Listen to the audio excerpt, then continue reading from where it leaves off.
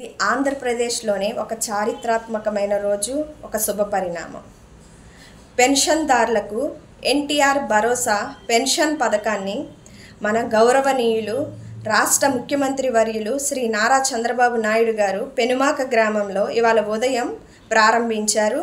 అలాగే స్వయంగా గ్రామవాసులతో పర్యటించి వారి సమస్యలన్నింటినీ పరిష్కరించడమే కాదు, పాముల నాయక్ అనే కుటుంబానికి వాళ్ళ కుటుంబంలోకి వెళ్ళి పెన్షన్లు పంపిణీ చేసి వారికి ఇల్లు లేదని తెలిసి ఎంతో చలించిపోయి వారికి ఇల్లును కూడా మంజూరు చేశారండి. వెంటనే ఈ యొక్క పెన్షను 65,18,496 మందికి పెన్షన్ పంపిణీ చేయటమే కాదు, 4,408 కోట్లను రికార్డు స్థాయిలో ఈరోజు పంపిణీ చేస్తున్నారండి. మనీ పరంగా పెన్షన్ కూడా గత ప్రభుత్వం 3 నెలలు వాళ్ళకి సచివాలయం సిబ్బందితో మాకు పెన్షన్ ఇవ్వటం కుదరదు అని చెప్పి వారికి ముప్పతిప్పలు పెట్టిందండి.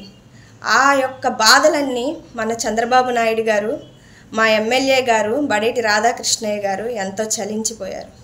అందుకనే వారందరూ కూడా ఇప్పుడు ఎంతో ఆనందపడుతున్నారు. వాళ్ళ ఇంటికే వెళ్ళి సచివాలయం సిబ్బందితో పెన్షన్లు ఇప్పిస్తున్నారండి.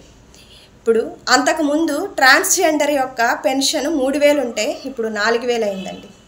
వితంతు పెన్షన్ అప్పుడు 3,000 ఉంటే 4,000 అయింది. చర్మకారుల పెన్షన్ 3,000 ఉంటే 4,000 అయింది. ఒంటరి మహిళల పెన్షన్ 3,000 ఉంటే 4,000 అయింది. ఆసుపత్రిలో దీర్ఘకాలికంగా రోగులు వాళ్ళు పనిచేయటమే కాకుండా వాళ్ళకి ఇండ్లు కూడా గడవటం చాలా ఇబ్బంది అని చెప్పి చలించిపోయిన మన ప్రభుత్వం గత ప్రభుత్వంలో 5,000 ఉంటే పెన్షన్ని దాన్ని డబల్ చేసి 10,000గా పెంచిందండి. దివ్యాంగుల పెన్షన్ 3,000 ఉంటే 6,000గా చేశారు. పూర్తిగా దివ్యాంగులు వాళ్ళు ఏ పని చేసుకోలేని వారైతే 5,000 ఉంటే గత ప్రభుత్వంలో ఇప్పుడు 3 రెట్లు 15,000 పెన్షన్ చేశారండి. మత్స్యకారుల పెన్షన్ 3,000 ఉంటే 4,000 చేశారండి.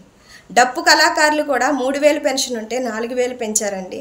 గత ప్రభుత్వం 1000 పెన్షన్ పెంచడానికి 5 సంవత్సరాల టైం తీసుకుంటే 28 రోజుల్లోనే ఇంచుమించు పెన్షన్ను ఎంత పెంచారో మీరే అర్థం చేసుకోవచ్చు.